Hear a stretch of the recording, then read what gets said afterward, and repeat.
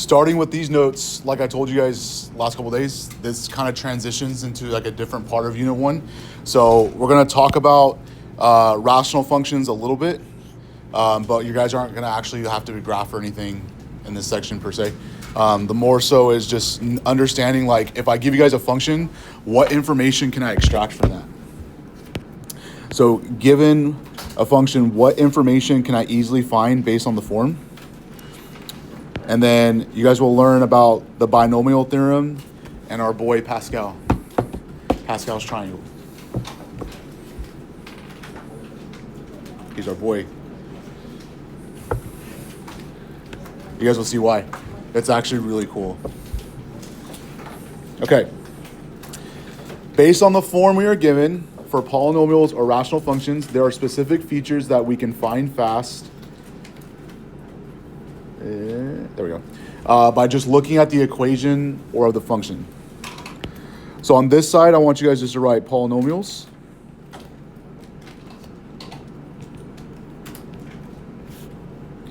Okay. In general, we're either going to be given factored form or we're going to be given standard form.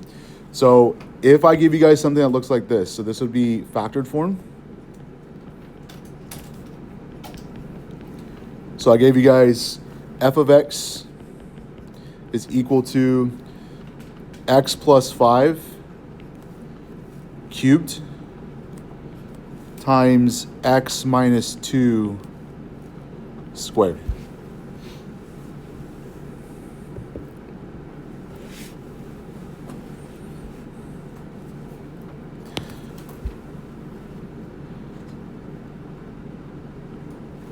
So I just want to see if you guys can kind of tell me something about this. We've talked about a lot of things in this chapter. We've talked about multiplicity. We've talked about zeros. We've talked about y-intercepts. We've talked about degrees. We've talked about leading coefficients. Based off the way this is written, is anything I said just now, can you guys find that really fast by just looking at it?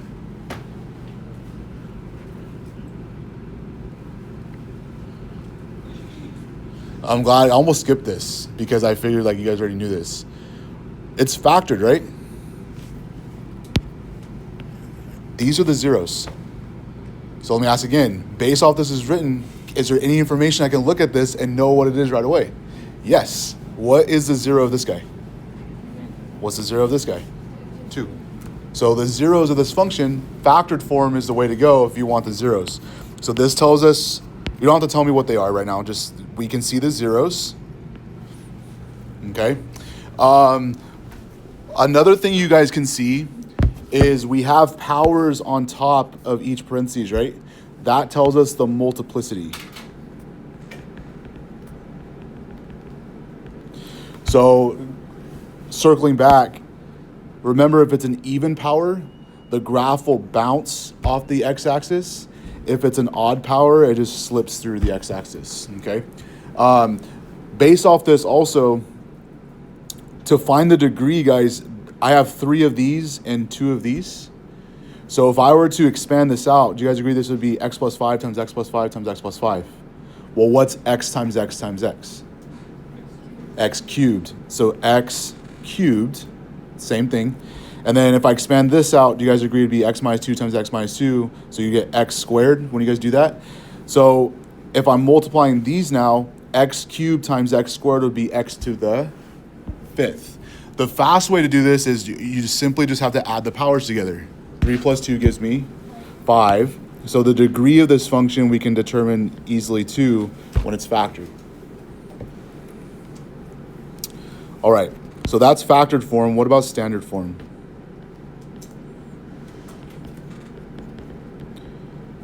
So if I gave you guys something like f of x equals, let's say, 3x to the 4th plus 2x cubed minus 8x plus 5.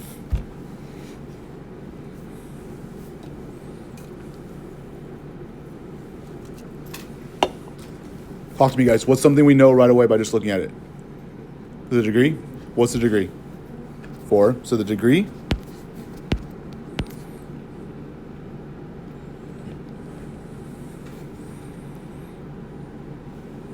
What else do we know? Do we know the zeros? No. Do I know the multiplicity right now? The multiplicity, you have to have it factored. To be honest, I just made this up. I don't even know if it factors. I'm gonna be honest with you guys. What else can we know by looking at this?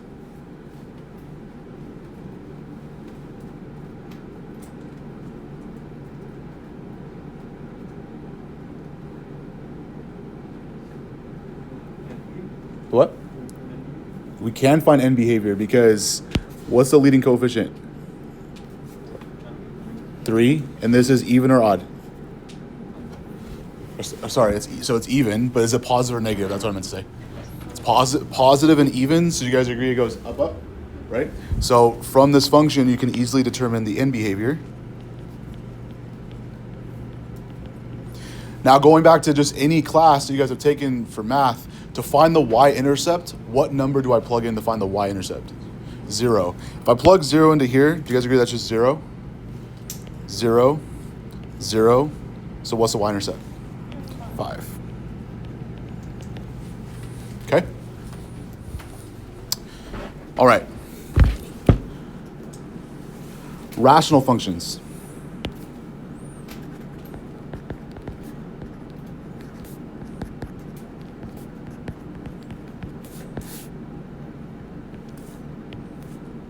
So let's say I'm going to give you guys factored form.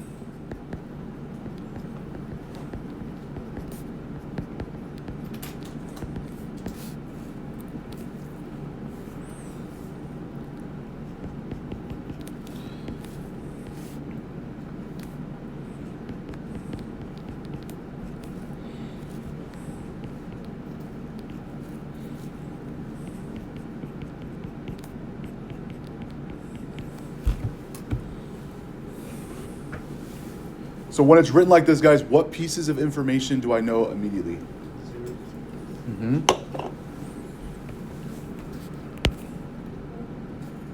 I heard it. Holes.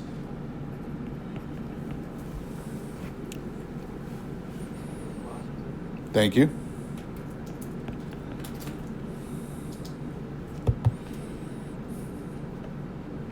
What's something that's really important we can also figure out right away? Yes, good. The domain. Because remember, the domain is whenever the bottom equals 0. So because it's already factored, what makes the bottom 0, guys? You guys agree -4 and +4? So we know the domain. Okay? All right. General form, they're going to call this one. So basically, like if it's not factored. So let's say I gave you guys f of x equals 4x minus 8 all over x squared minus 2x minus 2.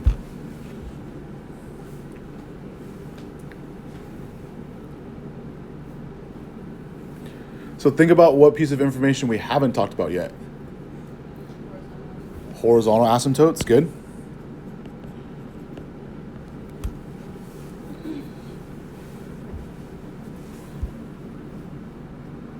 The y-intercept.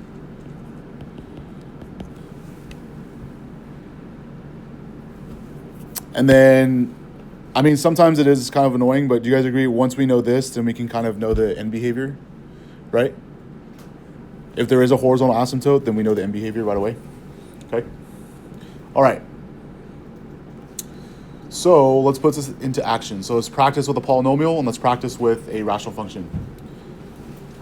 So let's suppose I give you guys this.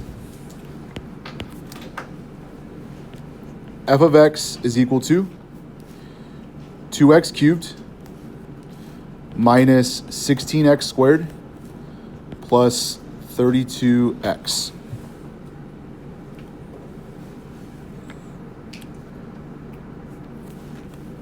So I want us to find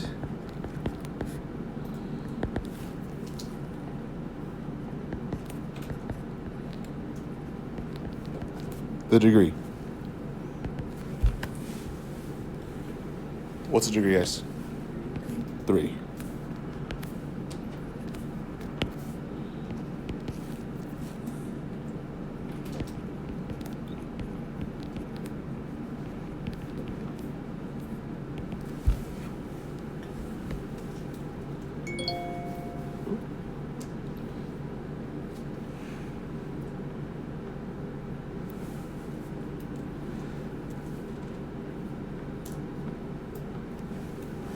End behavior.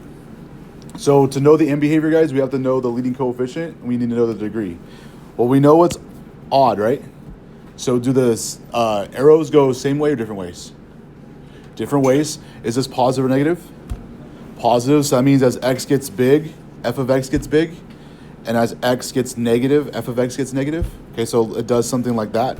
Okay, so you guys would say in this class, the limit as x goes to infinity of f of x.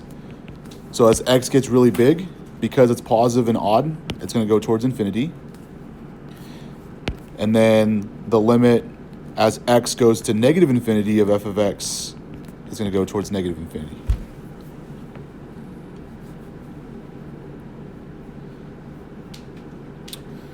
Okay, y-intercept.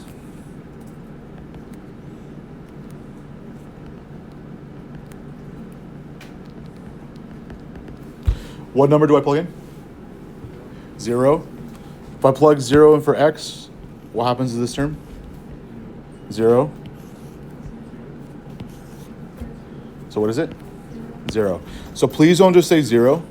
The y-intercept is going to be 0, 0.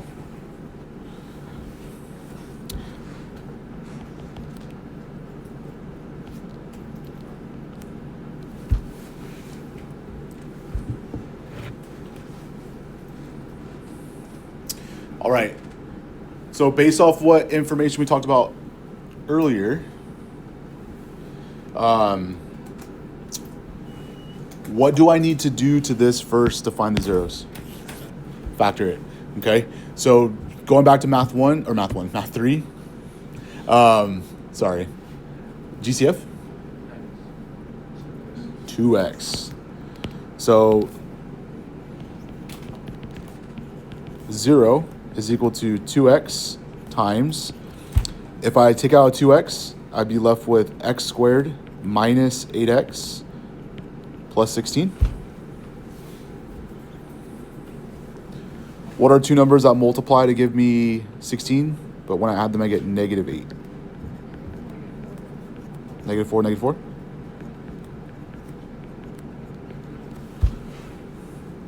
But since I have two of them, I can just rewrite it as x minus 4 squared. Good. So what are my zeros, guys? X equals 0 or x equals positive 4.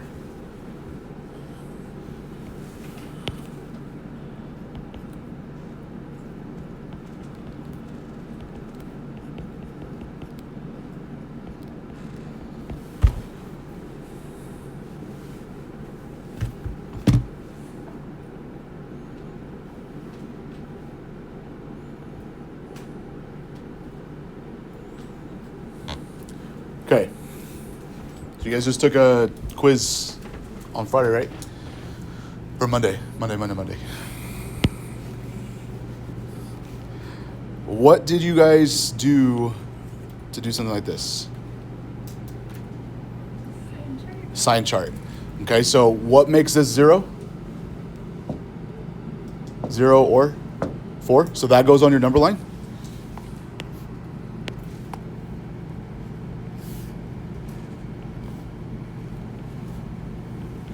Now, based off the conditions, you want it to either be positive or equal to 0. So I want to identify that on my number line. 0 gives me 0. 4 gives me 0. I'm going to put little walls around that so I remember that I'm going to include those. So then let's pick something bigger than 4, like 10. Okay? If I plug in 10, 2 times 10, do you guys agree that's positive? What do we know about anything squared? It's also positive. So a positive times a positive gives me a positive. Okay. What's a number between 0 and 4? 2. If I plug in 2, 2 times 2. Anything squared. So we get positive. Something less than 0. Negative 35. Negative 35 times 2. Anything squared. So this is?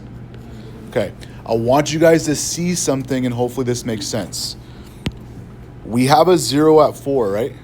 What do you guys notice about the signs around that?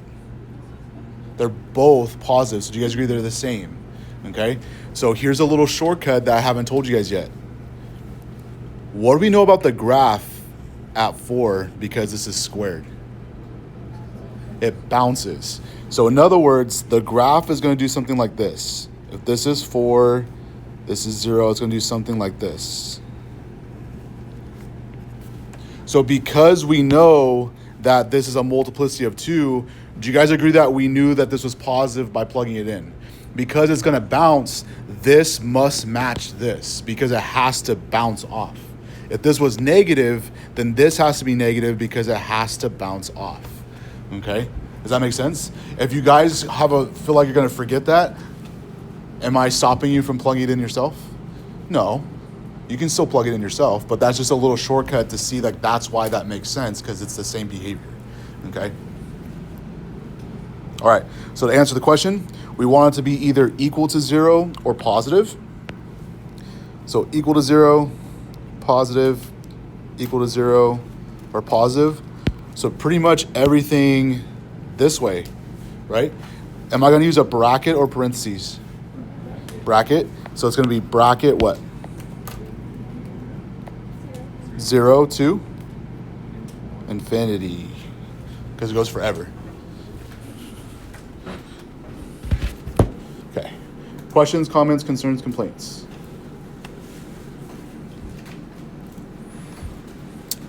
All right.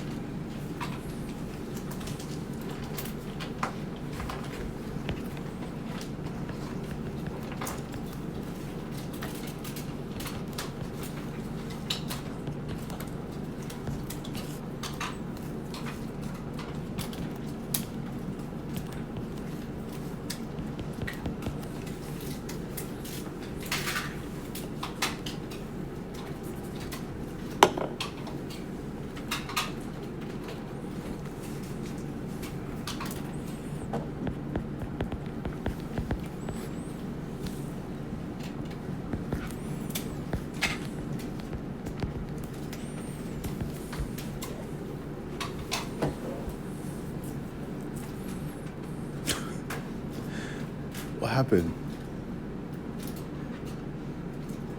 What happened? Oh. Okay. So find the domain. Which part of the fraction do I look at? The bottom. What would make the inside of this factor be 0? And this one? Positive 1. So the domain is going to be everything except negative 3 and 1. So negative infinity all the way to negative 3 because it comes first. And then union, negative 3 to 1. Union, 1 to infinity.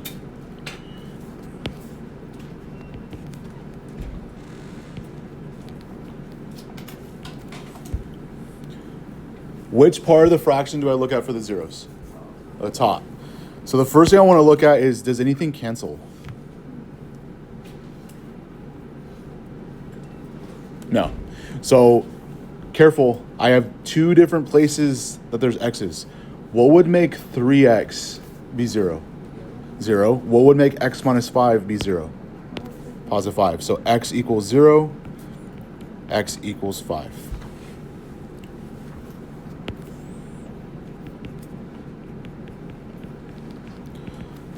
Are there any holes? No. So I'm going to say none.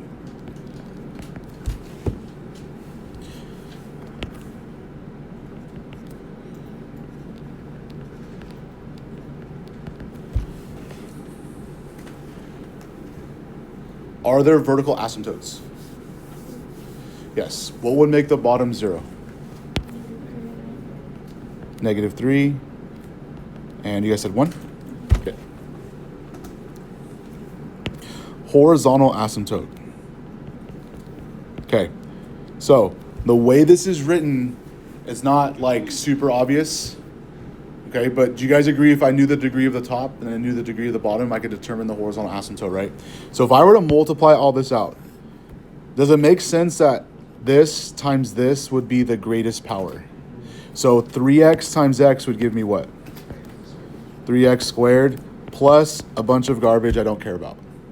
Okay, divided by, what would be the greatest power on the bottom? X what?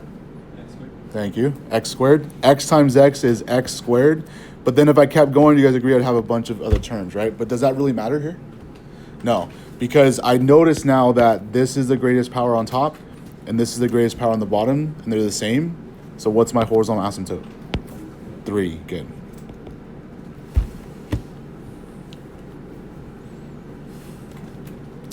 All right. Last thing is the y-intercept.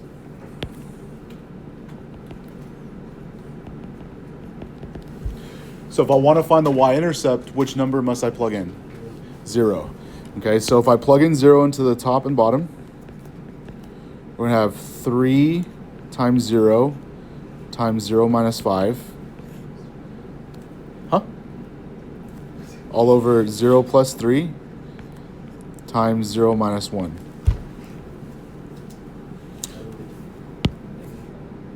Careful, what's anything times 0? 0. So the top is just 0. On the bottom, we have 3 times negative 1, which is negative 3. So the y-intercept is 0.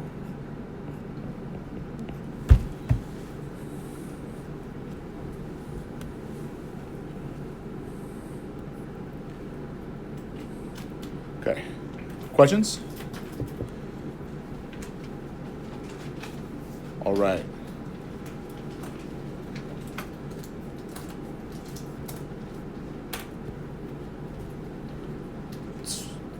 Binomial theorem.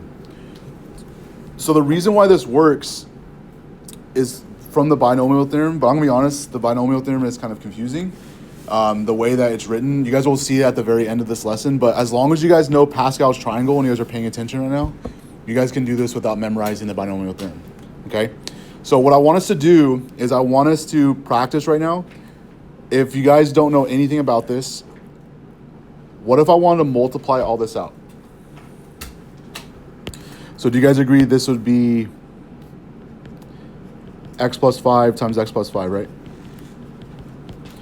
Which would give me x squared plus 5x plus 5x, which is 10x plus 25. Now, just for fun, let's multiply by another x plus 5. So we already did 2 of them.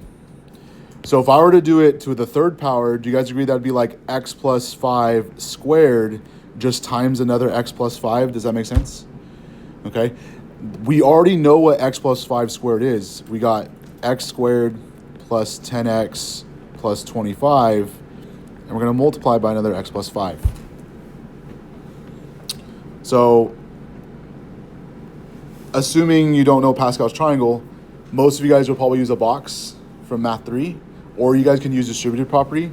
Because I don't have space, I'm just going to use distributive property. So if I multiply all these terms by x first, I would get x cubed plus 10x squared plus 25x. And then if I multiplied all these terms by 5, I would get plus 5x squared plus 50x plus 125.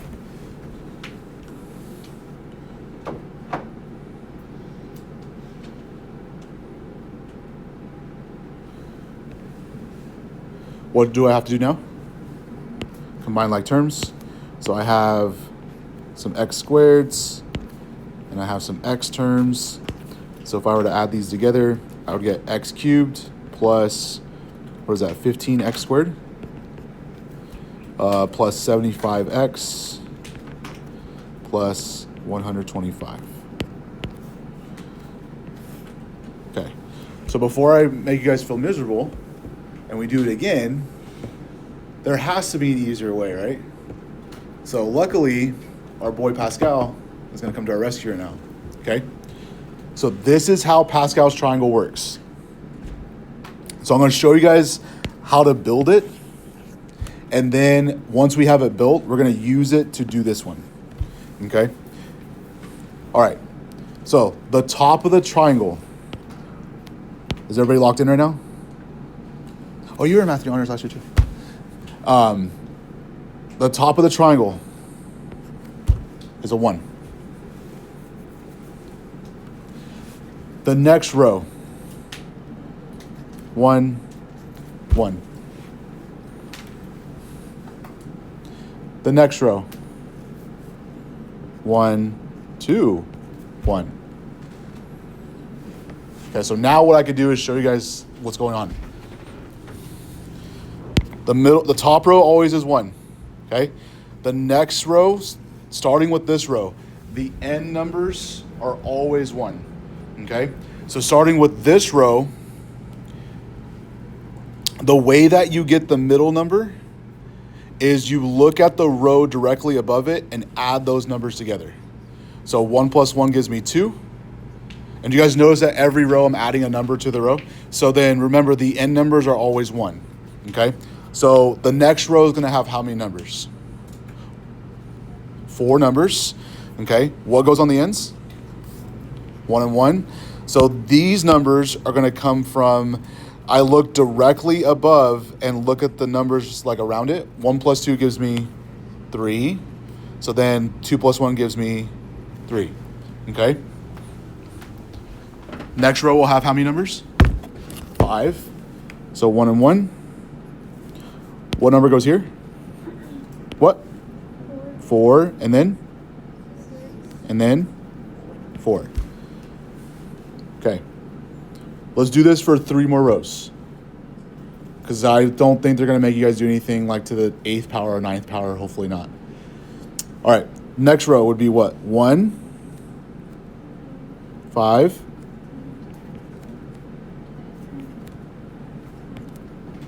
1. Next row. 1, 6, 20, 1. Let's do one more. 1, 7, 21, 35, 35, 21, 7, and then 1. And then it will keep going. Okay, so this is how it works. So this is the important part. If I look at the rows and like numbered them, it would make sense to say like, oh, this is row 1, row 2, row 3. But we actually don't do this way, and I'll explain why here in a second. This row right here, I want you guys to label as row 0. Okay? Which makes this row, the second row, row 1, and so forth. So row 2, row 3, row 4, 5, 6, 7, and it keeps going.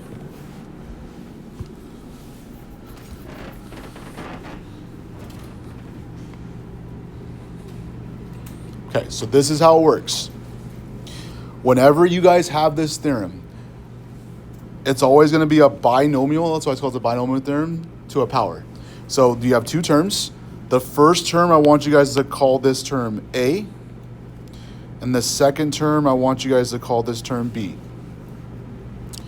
So what we're going to do then is we're going to use, this is to the 4th power, right? So what you're going to do is you're going to use row 4 to help you multiply all this out. So what I want you guys to notice is when it was squared, how many terms was in my answer?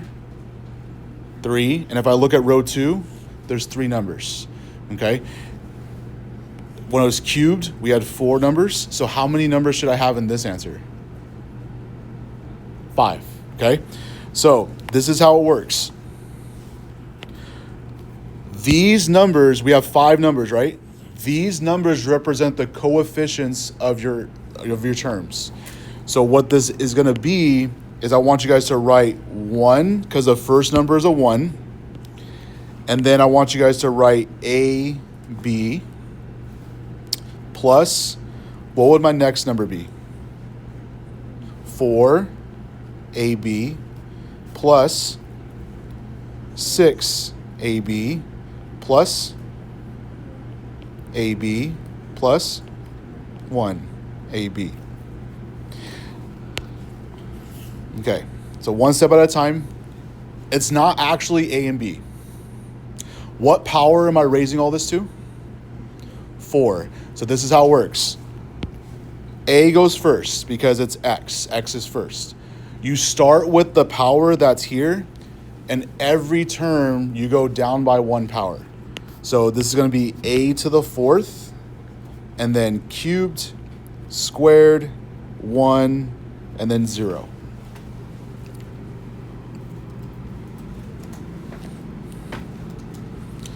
B goes backwards. So we ended with 0, which means for B, I'm going to start with 0, and I'm going to go up all the way to 4. So it's going to be 0, 1, 2, 3, 4. Now, once you have that, all you have to do is plug in your A and B and simplify. So a couple things to notice. Each term, check it out. What was our power that we're raising this to? Look at the exponents. What's 4 plus 0? 3 plus 1. 2 plus 2. Every term, the power should add to the power that you're doing. Okay? Now, what's anything to the 0 power? 1. Whew. 1. So the first and last term, do you guys notice that we have A to the 0 and B to the 0? Is the 1 really going to affect your answer by multiplying? So you can kind of ignore that, okay? So let's plug everything in. So this is going to be 1 times what's A? X to the 4th plus 4 times what's A? X. So X cubed times B. What's B? 5.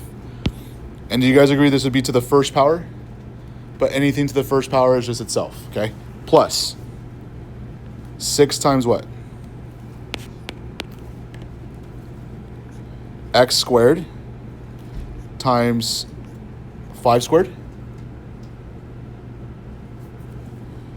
plus 4 times X times 5 cubed plus 1 times 1 is 1 times B to the 4th. So 5 to the 4th.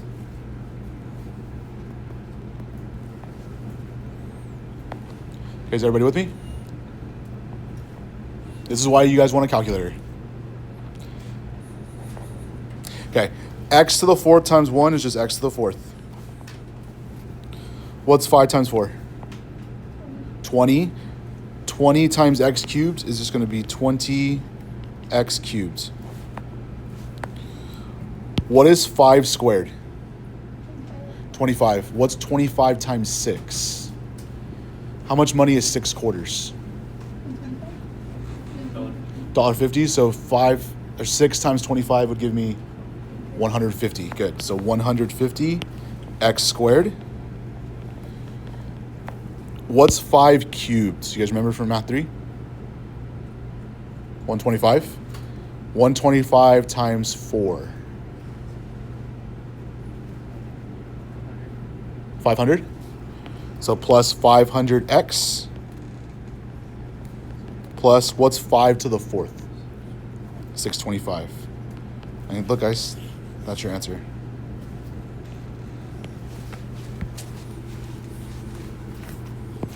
That's it.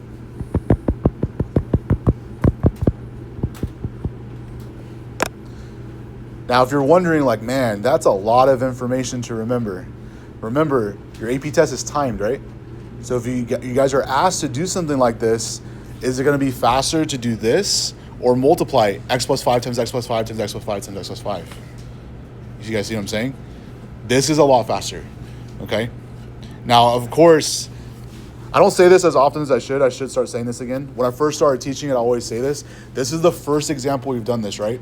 Whenever we do the first example of any new topic, this is like the shock factor example because you're like, whoa, that's weird. Let's do a couple of these and you guys will feel better about it, okay? So that's what I was doing at my desk. I was reteaching myself how to do this because I don't do this all the time and I want to make sure I explain this well. Okay.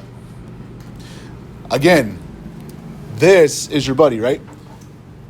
Do you have to memorize this per se? You just have to know how to build it. Does that make sense? You start with one, ones, add. Ones, add. And keep going, okay? All right. So let's do this one, and then we'll see how much time we have left. This will probably be it right now.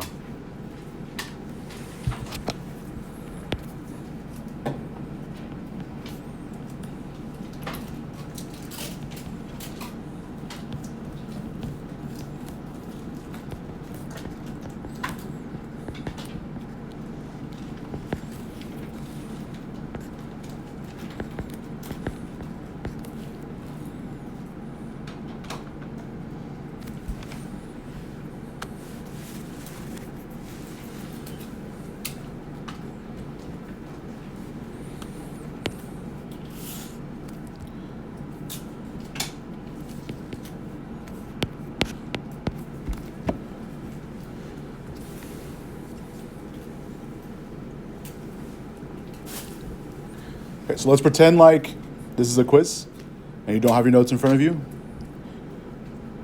First thing you should try to do is, number one, pay attention to the power that I gave you. And then build the triangle. So this is the third power, right?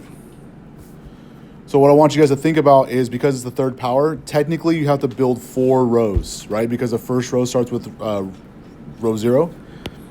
So 1, 1, 1, 1, 2, 1, 1, 3, 3, 1.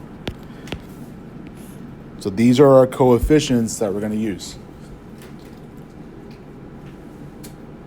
Okay. Identify A and B. So here, this is going to be A, 3x.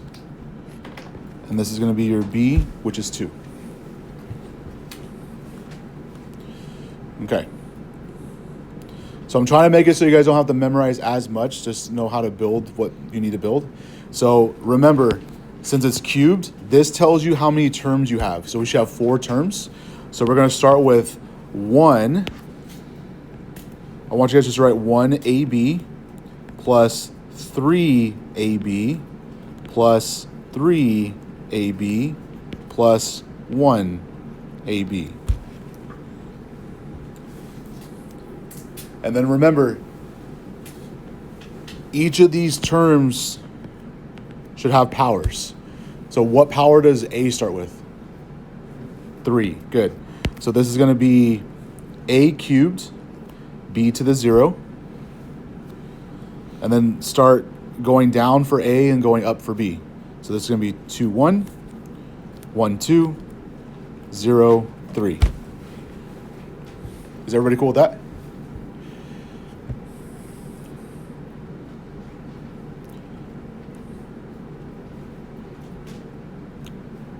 Let me try again. Are you guys cool with that? Does that make sense? You guys follow me? Okay. So a couple things we can ignore. Do I care about that? Do I care about that? Do I care about this? Do I care about that? No. So plug in everything else. So this is going to equal. Please use parentheses. What's A? So it's going to be 3x cubed plus 3 times 3x squared times what's B? 2 plus 3 times 3x 2 squared. plus 2 cubed.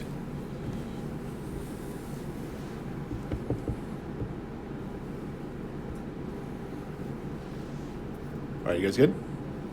Okay. Don't try to be a superhero. If you guys need to use your calculator, please use your calculator, because I would hate for you guys to get here on your quiz, test, or whatever, and then mess up your answer because you guys miscalculated. What's 3 cubed? Don't say 9. 27. 27, and then x cubed. Do you guys agree it's just x cubed? Plus PEMDAS. 3 squared is 9. 9 times 3. 27. 27 times 2. 54. 54.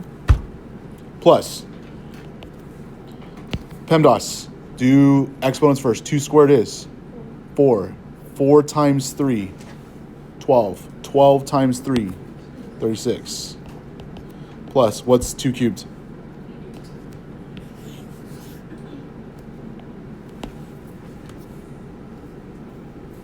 Oh no, that was weird.